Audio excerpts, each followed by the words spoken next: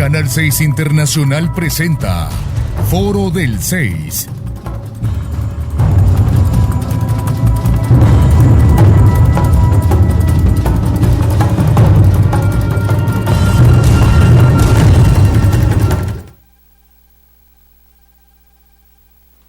Hola, buenos días, buenas tardes, buenas noches. Qué gusto saludarles. Bienvenidos y bienvenidas a esta emisión del Foro del 6. Es un placer compartir con ustedes desde nuestros estudios en la colonia Palmira, en la ciudad capital de Honduras, Tegucigalpa, cuando estamos a 21 grados centígrados. Ha amanecido la zona de la parte sur de Tegucigalpa bastante fresca.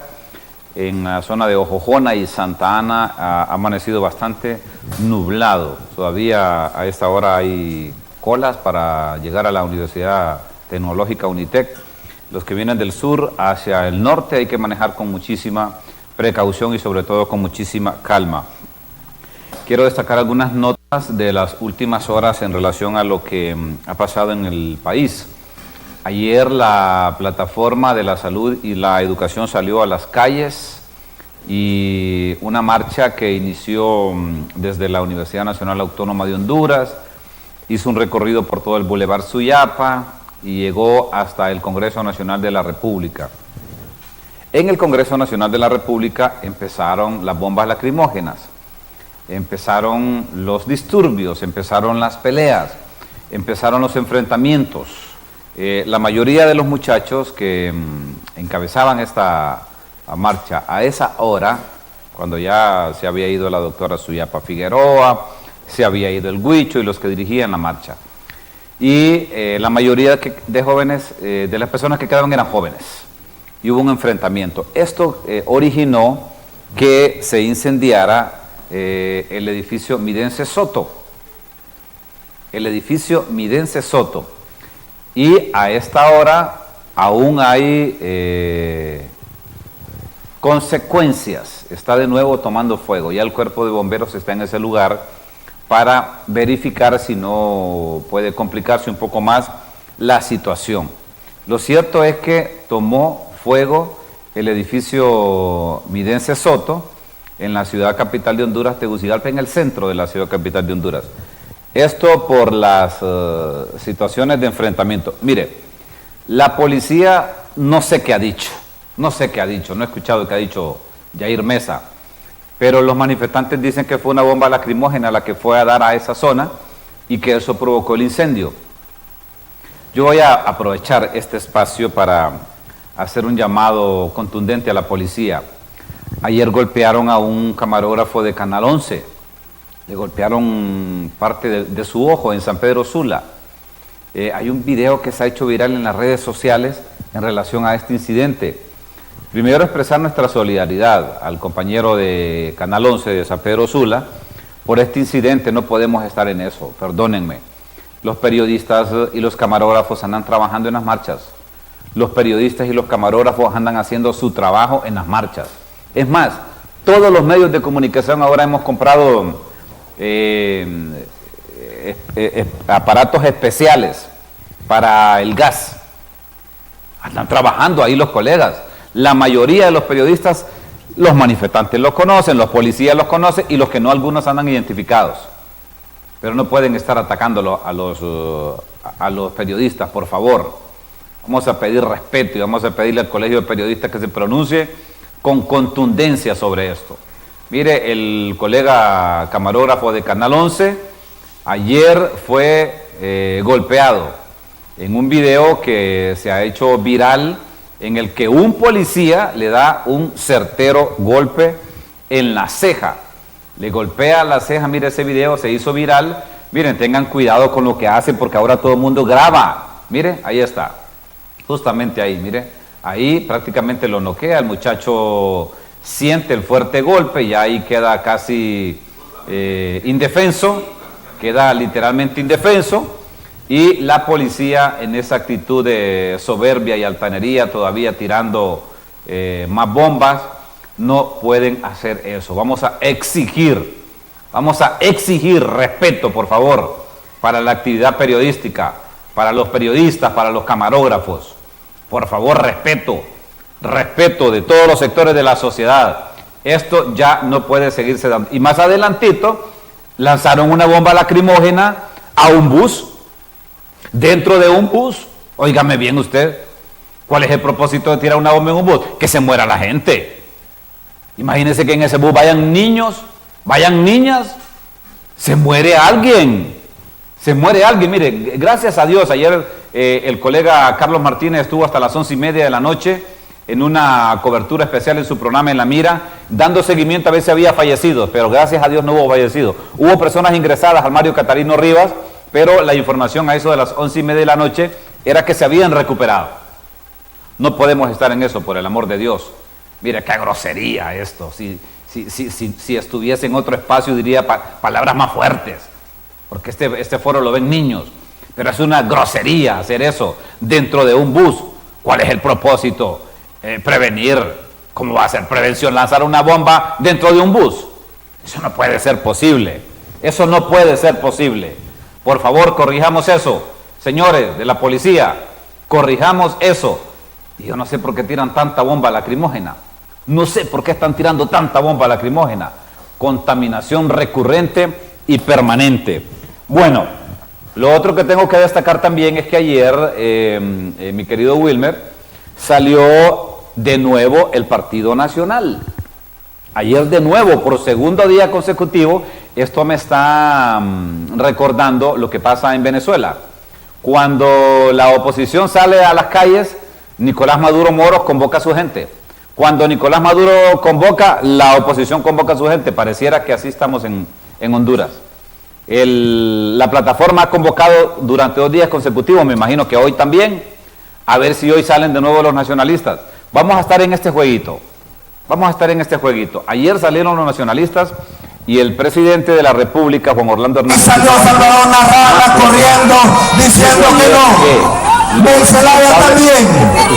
Vayan a preguntarle a los sanpedranos lo que significó las cárceles de máxima seguridad. Ahí salió Salvador Narrala corriendo, diciendo que no. Del Zelaya también. Vayan a preguntarle a los sanpedranos lo que significó. El presidente Hernández dijo ayer que Mel Zelaya, que Salvador Narrala, que Luis Zelaya son los culpables de todas las manifestaciones y que están ellos asusando a la gente para que salgan a hacer relajo a las calles. Los acusó directamente. ¿Y sabe qué otra cosa dijo el presidente ayer? Que él, en el 2014, el embajador de Estados Unidos lo llamó para decirle que lo querían matar, que iba a haber un atentado en contra de su persona, llegando a Gracias Lempira. Esto es bastante fuerte, esto es bastante fuerte. Dijo que el embajador de los Estados Unidos lo había llamado para decirle: mire, presidente, quiero contarle, hay una situación urgente que tengo que hablar con usted, y lo que tengo que decirle es esto, esto y esto. Quieren matarlo, tiene que redoblar las medidas de presión. Veremos entonces en qué avanza esto. Y lo último que destaco rápidamente: 4 personas fallecieron ayer en un cementerio en San Pedro Sula. El hijo del Gato Negro fue asesinado anteayer. Ayer lo llevaban a sepultar. Cuando lo iban a sepultar en el cementerio, llegaron unos tipos. Mire, ahora todo se capta en video, todo se capta en video. Llegaron unos tipos en un carro negro, empezaron a disparar a los asistentes y 4 personas resultaron muertas. Ahí en el cementerio. Huyeron en un carro color negro, que ya lo van a ver ustedes en este video aficionado que grabó esa persona. Ahí se va a ver cuando sale el automóvil a gran velocidad. Mire, allá va. Es un carro de color negro pick-up, el que asesinó a estas personas en un cementerio. Terrible lo que está pasando. Antes de presentar a mis invitadas, las invito a que se afilien a la Coacel, a la mejor cooperativa de Honduras, la cooperativa de los maestros. Baje la app de Coacel y afíliase, porque ahí hay todos los días promociones. Una junta directiva que trabaja con dinamismo, que encabeza don Germán Astul Mejía. Presento a mis invitados esta mañana. Voy a hablar, mire, nos hemos olvidado de la migración, nos hemos olvidado de los niños migrantes, nos hemos olvidado de en un centro de detención de migrantes lanzaron también una bomba lacrimógena, fíjense. Qué terrible esto. Ayer fallecieron 6 hondureños en Dallas, Texas. La semana pasada asesinaron a un ciudadano, a una mujer, frente a su hijo. Bueno, ya me van a contar mis invitadas, mejor la presento de inmediato. La coordinadora de movilidad humana del CIPRODE, la abogada Miroslava Serpas. Bienvenida, Miroslava, ¿qué tal está? Muchas gracias, Juan Carlos. Aquí esperando que el día de hoy podamos abordar ese tema tan preocupante y que es tan difícil hablar de él en este momento, no solo a nivel de Honduras, sino a nivel del mundo. Se gestan muchas cosas lamentables, principalmente hemos visto cómo la xenofobia y la discriminación ha estado afectando a la población. Será un tema interesante el día de hoy. Xenofobia y discriminación. Abogada Rosa Estrada es la jefa de Migración y Restitución Internacional de Niños, Niñas y Jóvenes del DINAF.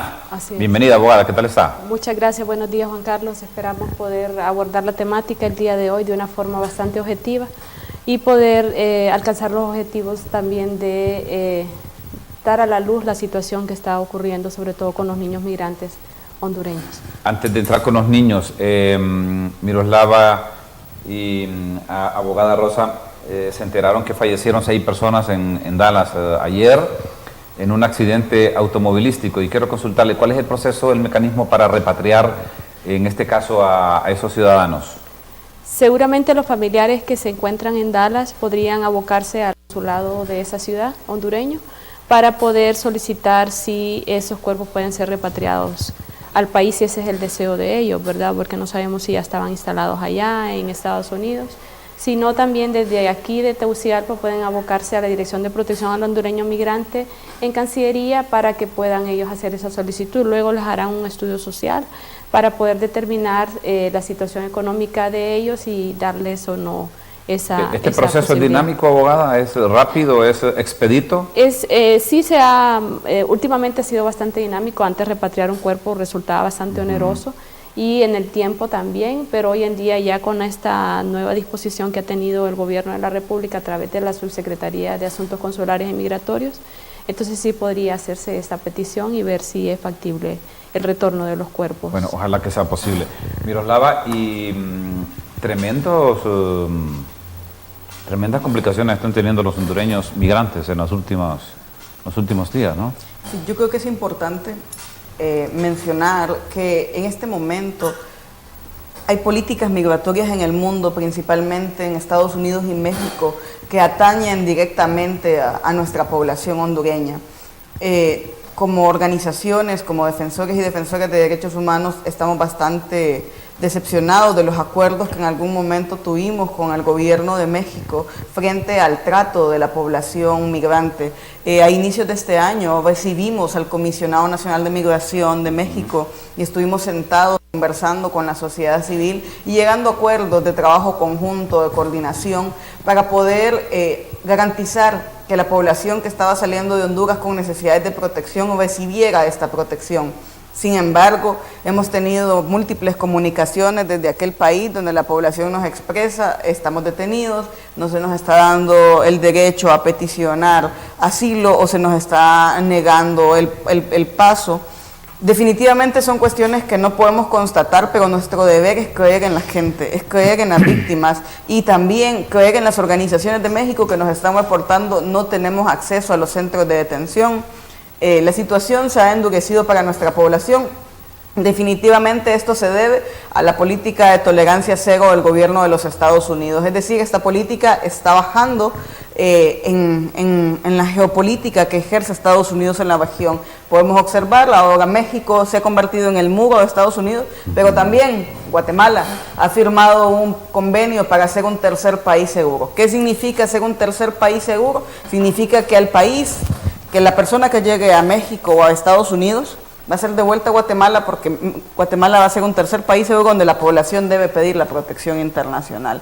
Realmente tenemos serias preocupaciones también por los pactos con los que se pueda llevar entre el gobierno de Honduras, Estados Unidos, Nicaragua, El Salvador, Costa Rica. Hemos escuchado declaraciones de Donald Trump donde dice: quiero declarar a Centroamérica tercer país seguro.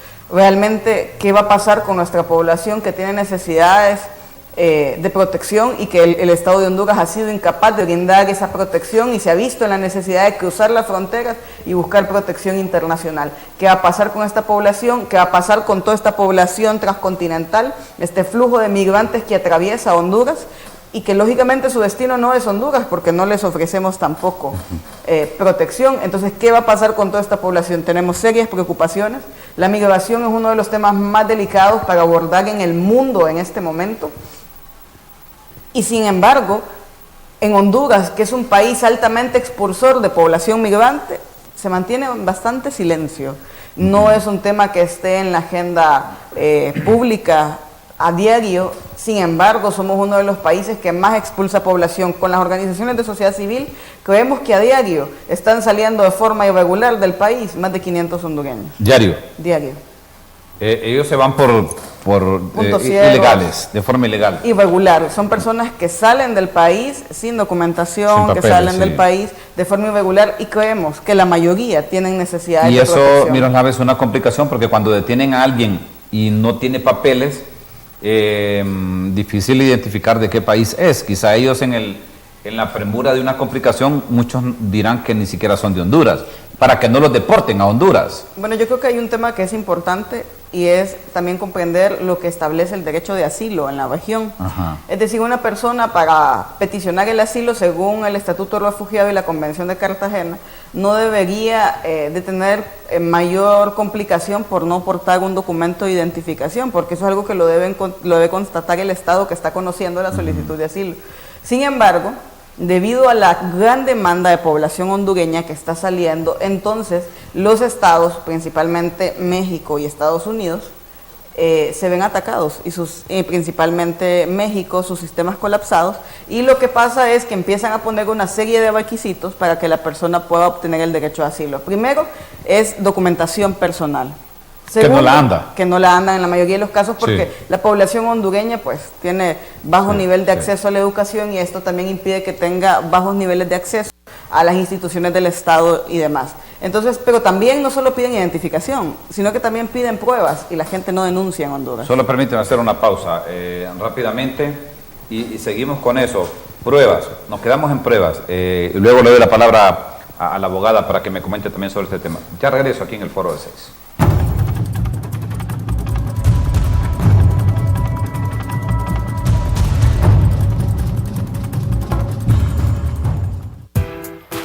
Este miércoles en Bienvenida a la Mañana no te lo puedes perder porque junto a un experto descubriremos qué otras actividades extracurriculares pueden realizar los niños. Por otro lado, Astrid, hay muchas personas que no saben qué carbohidratos pueden dañar nuestro cutis, por eso nos acompañará una coach nutricional para hablarnos acerca del tema. Todo esto en punto de las 9 solo por Canal 6.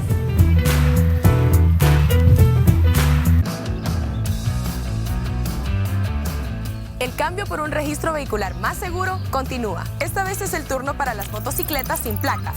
Acércate al registro vehicular más cercano durante todo el mes de agosto y obtén tu nueva identificación vehicular. Este mes le corresponde a las terminaciones 8 y 9. Recuerda, solo si tu motocicleta aún no tiene placas, este es el momento para ir por tu nueva identificación vehicular. Por una Honduras más segura, Instituto de la Propiedad.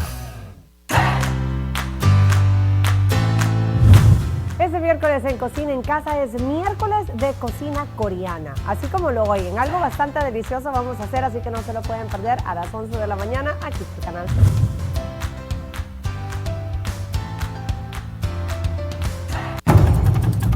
6. Porque hay denuncias que no se deben callar y llamadas que no pueden esperar.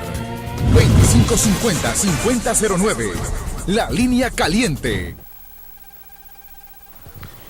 Bueno, nos quedamos abogada Miroslava, en el segundo caso, que es la recabación de las pruebas. ¿Qué pruebas le piden a alguien? Sí, bueno, Estados Unidos y México, principalmente Estados Unidos, han endurecido el tema de la obtención de las pruebas.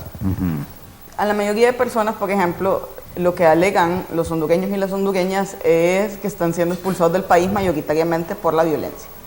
Entonces a las personas les piden que presenten denuncias de los hechos violentos que han generado su salida del país. La motivación de su salida. Así sí. es. Estas denuncias principalmente prefieren que sean denuncias que hayan sido interpuestas ante la Policía Nacional, ante el Ministerio Público, ante el Comisionado Nacional de Derechos Humanos y constituye violación de derechos humanos, ante una organización de derechos humanos en el país y constituye violación de derechos humanos. Pero ¿qué pasa? La población tiene un bajo nivel de acceso a la institucionalidad, por un lado, y por otro lado la población no tiene confianza en la institucionalidad. Nuestra oficina ha documentado casos donde la persona se ha visto en un nivel más alto de vulnerabilidad por haber interpuesto una denuncia en una posta policial. Entonces, estos factores generan que la población no lleve documentación y no lleve pruebas. Y lo que sucede es que luego son deportados a Honduras y se convierten en personas deportadas con necesidades de protección. Y el círculo continúa porque muchas de estas personas vuelven a retomar la ruta migratoria. Pero es decir, es importante que la población lo sepa. No es solo decir, vengo a pedir asilo. Es también constituir todos estos elementos para demostrar que tengo un fundado temor por el que estoy huyendo de mi país. Es decir, si a usted le asesinaron un familiar y el grupo criminal que asesinó a su familiar le persigue, usted tiene que tener pruebas de que asesinaron a su familiar y de que ese grupo criminal le está persiguiendo y que el Estado de Honduras ha sido incapaz de protegerlo. Esos son algunos de los elementos importantes. Eso es una prueba muy difícil. Así es, lamentablemente, y por eso el gobierno de Estados Unidos no está reconociendo el asilo por cuestiones de violencia. El gobierno de Estados Unidos está reconociendo asilo en este momento, en la experiencia que nosotros tenemos con los casos que seguimos acompañando hasta el día de hoy, principalmente a la población LGTBI, que es expulsada lógicamente por su orientación sexual o identidad de género, que también tiene que constituir una serie de pruebas para demostrar los actos de homo, lesbo, transfobia que se llevaron a cabo en el país, pero en la mayoría de los casos no está otorgando el derecho de asilo. México otorga el derecho de asilo a personas víctimas de la violencia, pero el sistema de asilo mexicano está colapsado y la población cuando llega es sometida a centros de detención y pasa un sinnúmero de situaciones terribles. Entonces, es importante que la población conozca que todo esto está sucediendo y todo lo que gira en torno al derecho de asilo, y no solo es en esta región, es una situación que pasa en este momento en el mundo. Abogada Rosa, ¿le merece algún comentario esto que está pasando que manifiesta Miroslava? Sí, efectivamente, nosotros hemos podido constatar en los diferentes centros de detención, en algunos sobre todo de México, que las saturaciones son muy evidentes y que lógicamente las solicitudes de asilo y refugio podrían ser numerosas, pero también la población en general también podría desistir de estas solicitudes debido a que no reúnen las pruebas, como decía la abogada Miroslava, pero también porque se sienten desalentados, ¿verdad? Al estar en un lugar tan inhóspito como una estación migratoria o una estancia, entonces eso provoca de que ellos desistan de ese proceso y que pidan mejor a las autoridades mexicanas, en este caso, o estadounidenses, el poder retornar al país a través de este mecanismo de retorno seguro. Desde el DINAF, ¿se ha establecido alguna alianza estratégica con instituciones de México, de Guatemala, para poder contribuir? Ya vamos a entrar al tema de los niños, que es el tema fuerte de ustedes, yo lo entiendo, pero ¿se ha establecido algún mecanismo de colaboración o de cooperación con estos países? Más que lo que pueda tener DINAF bajo la responsabilidad de la protección de los derechos de la niñez, sobre todo en este caso de la niñez migrante hondureña, el Estado de Honduras, a través del fortalecimiento de la red consular, ha podido enlazar todas estas situaciones en estos países, ¿verdad? Y somos a través de ellos que nosotros podemos determinar nuestro actuar desde este punto de Honduras hasta el extranjero y poder garantizar la protección de los derechos de los niños y también de la población en general. También DINAF ha podido tener acercamientos con las autoridades que brindan las medidas de protección en México, en este caso el DIF, en Guatemala con APGN y en Estados Unidos con el ICE y también otras instituciones que pudieran estar apoyando en la protección de los derechos de los niños una vez que son estos niños y niñas detenidos y están bajo una medida de protección. Estos casos que se han dado, y les pregunto a las dos, Miroslava y abogada Rosa, de secuestros de hondureños en México que están pidiendo rescates de cantidades de dinero industriales, que yo me las imagino qué buen negocio pondría un hondureño con la cantidad de plata que les piden. Escuché a una persona que le estaban pidiendo $50,000, a otro $30,000.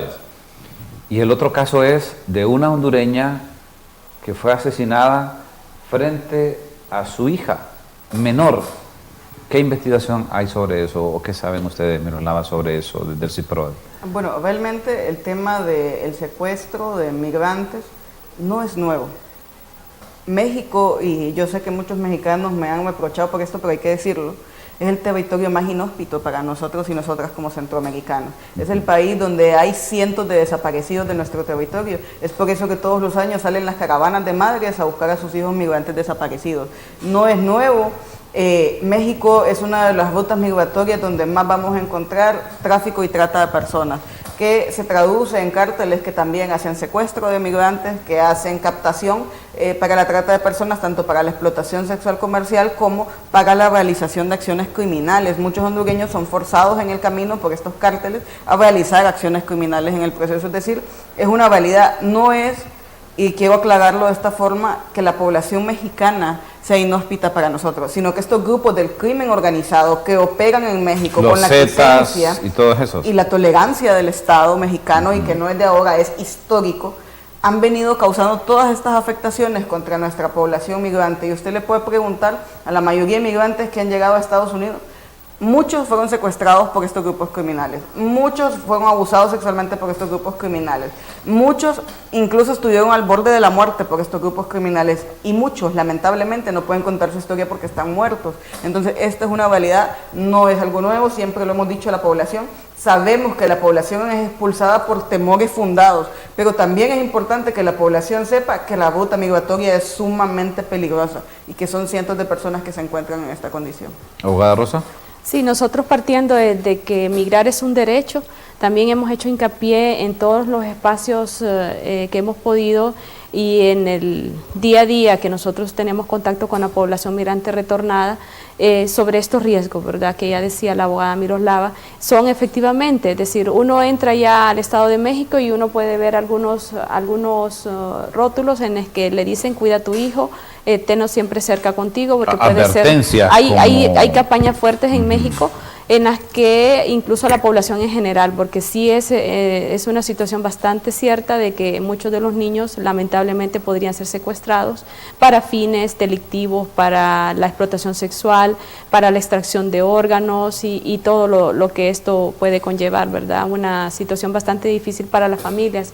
Es por eso que nosotros hemos podido siempre hacer este hincapié sobre los riesgos que conlleva llevar sobre todo a niños que son grupos tan vulnerables en una ruta tan peligrosa. Espérenme el tema de los niños. ¿Qué han investigado estos casos de secuestros y de asesinato de una madre frente a su propia hija? Parece que fue un padre. Un padre frente a su propia hija, menor de edad, ¿no? Así es, efectivamente. Yo estuve viendo algunas noticias, y algunos posts que pudimos observar. Efectivamente, aparentemente fue por autoridades mexicanas que sucedió eso. La propia policía, según ha trascendido, sí, ¿verdad? Y que en los días anteriores ya fue detenida la persona que realizó este hecho delictivo, y que también podría en las próximas horas estar retornando la niña con algún familiar al país ya. ¿En qué situación se encuentra un niño en un caso de esa naturaleza? ¿Sin su padre, sin su familia, menor de edad, solo en un país extraño? ¿Cuál es la condición de ese menor y cuál es el proceso que se sigue como para que, no sé, me pongo a pensar qué difícil debe ser para un menor de edad? Bueno, imagínense los que tenemos hijos, pensar nuestros hijos solos en un lugar que no conocen a nadie, pues. Sí. Bueno, no solamente con este caso, ¿verdad? También hemos conocido casos, por ejemplo, de una madre que fue accidentada cerca de un puente y llevaba a sus 2 niñas. De inmediato las autoridades proceden a notificar a las autoridades, en este caso al DIF, para llevar a los niños a una medida de protección. También las autoridades comunican a la red consular sobre lo que está sucediendo, si se identifica que estos niños son hondureños en este caso. El cónsul más cercano hace la visita a donde se encuentra el niño y luego, o la niña, y luego esta notificación nos puede llegar a nosotros, porque también pueden estar solicitando algún apoyo de identificar familias aquí en Honduras, y nosotros proceder a solicitar también el retorno asistido de los niños y de las niñas. Este caso de una muchachita, ¿ustedes qué seguimiento le dan, Miroslava, desde el CIPRODE? Bueno, nosotros damos seguimiento a los casos que lo solicitan. Es decir, no podemos, a diferencia del Estado, que sí tiene un mandato de atender a la población en general, nosotros tenemos que atender a aquella población que llama a nuestras oficinas o que visita nuestras oficinas en busca de asistencia, de acompañamiento y de demás. Entonces, si la familia se persona ante nuestra oficina, le damos todo el asesoramiento, les acompañamos a la Cancillería en el caso de que las personas están en el extranjero, somos parte del Banco de Datos Forense, entonces tenemos muy buenas relaciones con la Cancillería de la República. Es decir, como organizaciones de sociedad civil en temas migratorios, y hay que aclararlo, necesitamos trabajar de la mano con el Estado para poder responder ante estas necesidades de la población. Como sociedad civil no tenemos las facultades que sí tiene el Estado para poder hacer todo este traslado de la población, y nuestro deber es acompañar a la población cuando lo solicita. En estos casos, cuando son niños, bueno, como oficina, el año pasado atendimos 18 casos de familias separadas. ¿Qué son estos familias separadas? Son personas que fueron separados sus hijos y quedados en Estados Unidos y los padres deportados a Honduras. Se ha hecho todo un proceso con organizaciones de Estados Unidos como Justice in Motion para que se logre hacer una reunificación. Sin embargo, en algunos casos los padres han pedido la deportación de sus hijos para poder reunificarse en Honduras.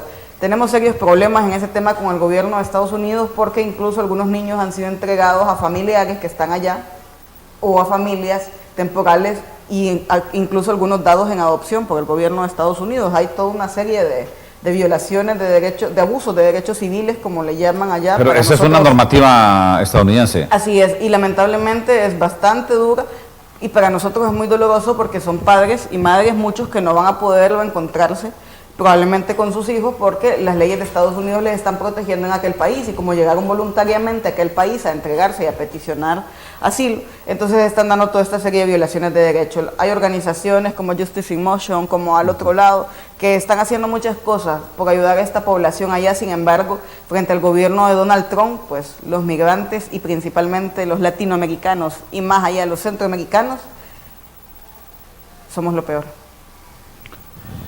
¿Cuántos niños tenemos identificados que están en alguna condición de vulnerabilidad, que salieron del país por la razón que sea, en alguna estadística que tenga el DINAF, abogada? Sí, claro. Nosotros manejamos un dato estadístico a diario de lo que nos llega de la población que ingresa al Centro Belén, que se encuentra en San Pedro Sula, y al día de hoy podemos informar que en el 2019 han retornado 17.910 niños, de los cuales 17.910 niños, de los cuales un 17% son niños no acompañados. Esa es una incidencia bastante alta comparado con los años anteriores. También hemos podido hacer un análisis con lo que los datos que nos pudiéramos estar identificando con el Instituto Nacional de Migración de México, y podemos constatar que la mayoría son retornados de México y que la mayoría de los que van en ruta migratoria son retornados al país. Es decir, que es muy poca la población que logra llegar hasta los Estados Unidos y todavía podríamos estar comparando esas cifras con lo que hemos tenido de retorno. Exactamente no tenemos un dato muy acertado de la población que sale del país porque la mayoría lo hace por puntos ciegos, pero sí podemos constatar con lo que las detenciones de México y Estados Unidos y efectivamente la mayoría de la población está retornando. 17.000 que llegan en buses, en aviones, que vienen repatriados de México, digamos, por decir un país, y que ustedes los documentan cuando llegan a Tegucigalpa o a San Pedro Sula. Todos los niños migrantes retornados están llegando al Centro de Atención para las Familias, para la Niñez y Familias Migrantes Belén, ubicado en San Pedro Sula. De ese 17.910 niños, un 96% son provenientes de México por conducciones terrestres. Ingresan al país por la frontera de Corinto y luego son trasladados. Desde esta frontera, DINAF hace un acompañamiento con oficiales de protección a la infancia hacia la ciudad de San Pedro Sula. Ahí nosotros hemos determinado ya un protocolo establecido desde el 2015 en el que nosotros podemos garantizar aquí atenciones más emergentes que ellos puedan necesitar, ¿verdad? Alimentación, tomarse un baño, hospedaje, hacer un proceso ordenado, una atención médica, una atención psicológica y hacer una entrega legal a sus familiares. ¿Ustedes los llevan a las casas? ¿Los trasladan a las casas? Por lo general, los familiares van por los niños al centro de atención y nosotros aquí, nuestro papel es poder identificar y verificar con documentos fehacientes, partidas de nacimiento, de que en realidad es el papá o la mamá o el tío o otro familiar que pudiera ir por el niño o la niña al centro Belén. Hay algunas situaciones en las que nosotros podemos también tomar algunas decisiones de no entregar los niños porque quizás hemos identificado alguna situación de vulneración un poco más seria y los niños pueden permanecer en este centro y luego ser trasladados a otro espacio de protección. Si en el caso, por ejemplo, que se les ha identificado que ha sido víctima de algún delito. ¿Qué condición sería para no entregar un niño? Que no sea familiar. O que el familiar que va por el niño se identifique que en ese entorno familiar el niño corre algún peligro o alguna situación bastante difícil que nosotros podamos comprobar. DINAF en la zona norte ha podido coordinar muy bien con las entes judiciales, con el Ministerio Público, y cualquier situación que se pueda identificar de inmediato es notificado para que podamos actuar de una forma más acertada. Igual puede ser que sean ellos los primeros que se den cuenta de la situación del niño y una vez que ya llega al centro ya sabemos lo que ha ocurrido con él. Esta movilidad humana, abogada Miroslava, sin duda los más vulnerables son los niños. Sí, yo creo que hay varios grupos que están en condición de vulnerabilidad en todo este flujo migratorio. Sin embargo, los niños se ponen en una de las condiciones más difíciles definitivamente. ¿Y qué pasa en el caso de aquella niña que primero es niña, es mujer, pero también, por ejemplo, es indígena? El nivel de vulnerabilidad que tiene nuestra población hondureña como tal en este flujo migratorio es bastante alto. Los niños tienen fuertes consecuencias, pero creo que a pesar de que son uno de los grupos que tiene mayor vulnerabilidad, no son el único. También podemos identificar a las personas LGTBI, principalmente a las personas LGTBI que tienen una identidad sexual. Una identidad de género, perdón, esto genera lógicamente que haya un mayor nivel de vulnerabilidad. También pasa con las personas adultas mayores. Yo creo que nunca había visto en mi vida tanto adulto mayor en la ruta migratoria. En las últimas caravanas que hemos podido hacer monitoreo he visto muchos adultos mayores y por lo general llevan niños consigo. También las personas con discapacidad que van en las caravanas, entonces podemos identificar que este flujo migratorio tiene una fuerte cantidad de personas vulnerables. Ya el hecho de ser migrante nos coloca en una condición de vulnerabilidad, pero más aún cuando se es niño, cuando se es niña y encima se tiene otro contexto de vulnerabilidad. Creo que este tema es uno de los temas más complicados que podemos abordar. Sin embargo, también considero que es necesario recordarle quiénes son los responsables de brindar, garantizar los derechos humanos de esta población. Y en el caso, pues, el Estado de Honduras está en la responsabilidad de garantizar los derechos para que la población no sea expulsada. Pero una vez que la población es expulsada, también los estados tienen responsabilidades en torno a esta población que transita por sus países. Y es una responsabilidad de esos estados investigar, conocer, indagar si estas personas realmente están teniendo problemas de persecución. Yo tengo que recalcar una acción muy buena que vi del gobierno de Costa Rica en el año 2015, y es que la Cancillería de aquel país se personó a Honduras para investigar el por qué llegaban tantos hondureños a Costa Rica a pedir asilo, pero no llevaban documentación que respaldara las denuncias. En aquel momento la Secretaría de Seguridad le dijo a la Cancillería costarricense que realmente la población no denunciaba porque no tenía plena confianza en las autoridades del Estado. Y eso sirvió para que la Cancillería costarricense informara al Estado costarricense y el Estado costarricense pudiera hacer investigaciones para asegurar de otra forma, investigar de otra forma los niveles de vulnerabilidad de las personas. Entonces, así como lo hizo Costa Rica, tienen la responsabilidad los estados de Guatemala, México y demás. Sabemos que los estados son soberanos, pero también tienen responsabilidades porque firmaron convenios y tratados que los están obligando a cumplir con esas responsabilidades. Nos sumamos a las peticiones de las organizaciones de derechos humanos, principalmente en México, en este tema. Bueno, sin duda ha reiterado la abogada Miroslava, abogada Rosa, que el Estado es el encargado de dar toda esta protección.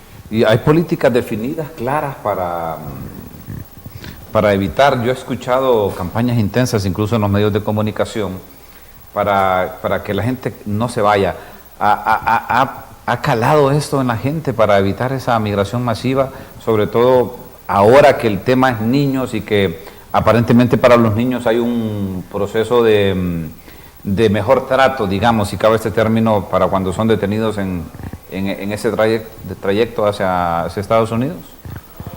Bien, nosotros podemos mencionar que del 2014 a la fecha, una vez que se hizo la declaratoria de emergencia, en la que se suponía que muchos niños hondureños se encontraban en la frontera sur de Estados Unidos, el Estado ha tenido que reinventarse, ¿verdad? Ha tenido que fortalecer esas capacidades y ha tenido que dar una respuesta más inmediata y oportuna a lo que pudiera estar sucediendo. Recordemos que las causas que provocan una migración irregular son causas bastante fundamentales y multicausales. En este caso, la primera causa es la falta de oportunidades, la situación económica que quizás se está viviendo en el país. Una segunda causa es la reunificación familiar, en la que muchos padres o familiares se encuentran en Estados Unidos y deciden por cuenta propia mandar a traer a sus familiares, en este caso sus hijos, sus niños y niñas. Entonces, y una tercera causa no menos importante es la situación de violencia generalizada que se está viviendo en el país. ¿Cuál es la primera, abogada, me dijo? La falta de oportunidades con la situación económica, la segunda, reunificación familiar, y la tercera, una situación de violencia generalizada. Oportunidades, reunificación y violencia. Sí. Son las tres principales causas de la migración en Honduras. Solo permítame hacer una pausa. Regreso rápidamente aquí en el foro de hoy. Estamos hablando esta mañana del tema de migración de los 500 hondureños que ha expresado la abogada Miroslava Serpa. Salen de Honduras diariamente hacia los Estados Unidos. Ya regreso.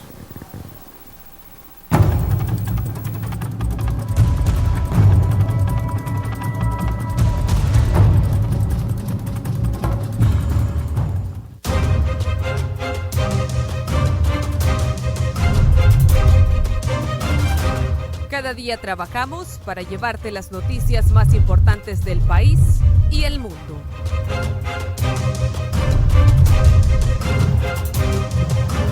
Junto a un gran equipo de profesionales, nos preparamos para informarte con objetividad y veracidad. Noti 6 Meridiano, con Ingrid Villalobos y Yulisa Martínez, por Canal 6 Internacional. Las maras y pandillas han causado luto, dolor en el pueblo hondureño. Este no es un fenómeno simple. La dimensión del enemigo es de alta complejidad, de alta peligrosidad, porque el problema es de dimensión internacional. No puede un barrio o colonia estar sometido de rodillas a la voluntad de estos criminales. Hemos hecho el trabajo juntos, hemos avanzado para lograr el objetivo de entregarle un país en condición. Porque hay denuncias que no se deben callar y llamadas que no pueden esperar.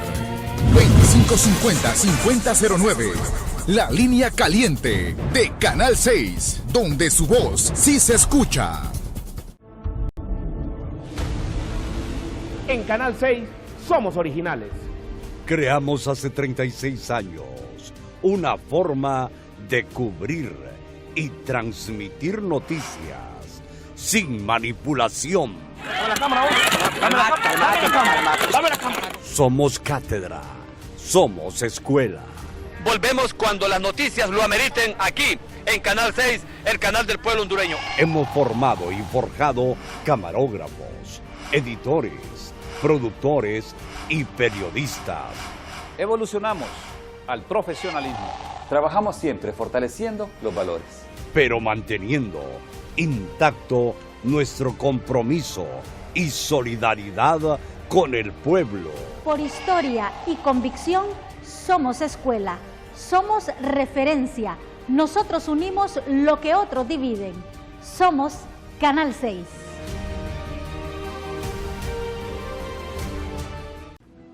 Nuestra tierra. En este último segmento del foro, que quiero que aprovechemos al máximo el tiempo, este proceso de reinserción, abogada Rosa Estrada del DINAF, para que los muchachitos cuando regresen se inserten en el sistema educativo nacional, ¿ese proceso también es dinámico?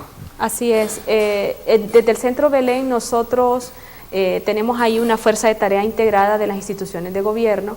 En este caso está ahí la Secretaría de Educación y de inmediato toda aquella persona que retorna, sus padres de familia o sus familiares al centro, se les pasa a este cubículo y ahí se les puede extender una constancia a fin de que los familiares vayan, se lo presenten al director y que se garantice nuevamente el derecho a la educación.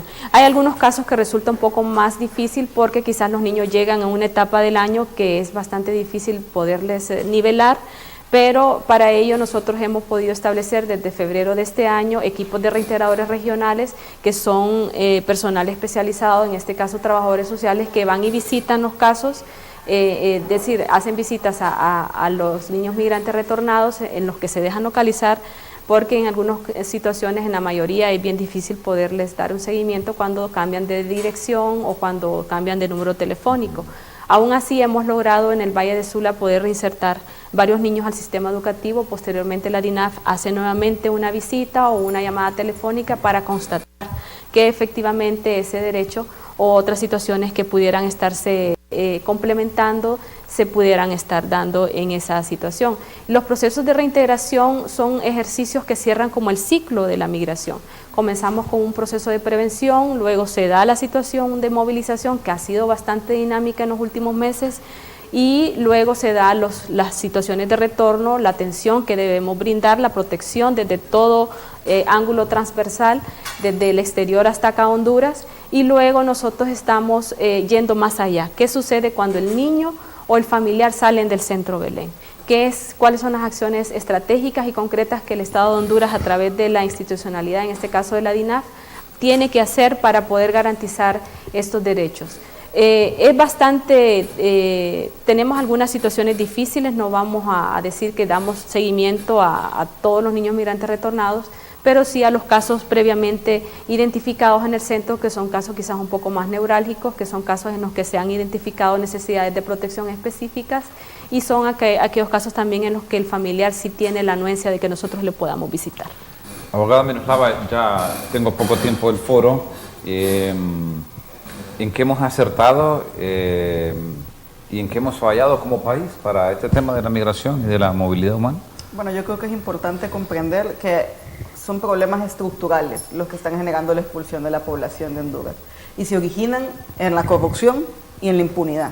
La corrupción y la impunidad generan ingobernabilidad, generan pobreza, generan violencia y por tanto violaciones sistemáticas de derechos humanos. Mientras no ataquemos la corrupción y la impunidad, los factores de la expulsión de población van a seguir creciendo. Es decir, en el pasado la población hondureña se iba para mejorar su condición de vida.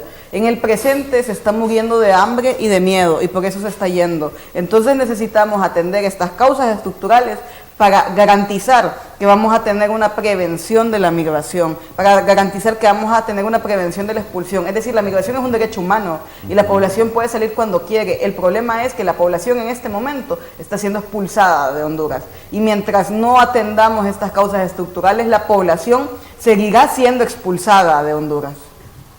¿Usted coincide con la abogada Rosa Estrada que las causas de la migración son falta de oportunidades, reunificación y violencia? Bueno, yo creo que ¿Los tres criterios? Ahí vamos a disentir un poco, principalmente porque en este caso son causas específicamente con niñez y no necesariamente es la causa generalizada del flujo. Entonces, por ejemplo, en las caravanas de migrantes, en las víctimas que nosotros hemos atendido como oficina, en efecto, los casos que llevamos son personas que están siendo expulsadas por la violencia, pero en las caravanas pudimos constatar que también habían personas que se iban porque se estaban muriendo de hambre en el país. Entonces, para nuestra organización, para nuestro posicionamiento como defensores y defensoras de derechos humanos, las dos principales causas de expulsión del país son el miedo y el hambre. Miedo y hambre que se constituyen como violaciones de derechos humanos porque es responsabilidad del Estado garantizar los derechos que tiene la población para poder acceder a una vida digna, para tener un proyecto de vida y para poder mantenerse en su país. Si bien es cierto, la migración es un derecho, pero también quedarse y establecerse en su país es un derecho. Si no hay condiciones y somos expulsados, entonces tenemos una violación de derechos humanos. ¿No hay coincidencia del DINAF con el CIPRODE, abogada Rosa Estrada?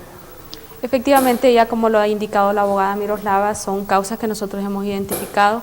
El Estado sigue fortaleciendo todas estas situaciones con políticas más concretas, políticas públicas que puedan atacar estas causas fundamentales. Nuestro papel en el caso de la DINAF es poder garantizar la protección de los derechos de los niños, estar atentos a lo que pueda suceder en México, en Estados Unidos con cada uno de los casos. La situación es bastante compleja, ya que son muchos los casos de niños que se encuentran en estaciones migratorias o bajo medidas de protección, tanto en México como en Estados Unidos.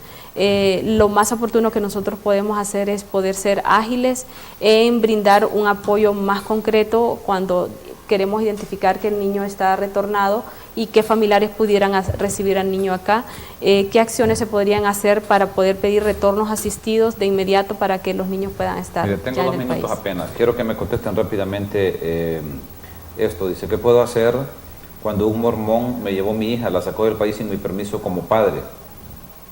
Un mormón. Si él, Pero si que la él no esposa es es mormón. familiar, él es familiar del Él es niño. el papá.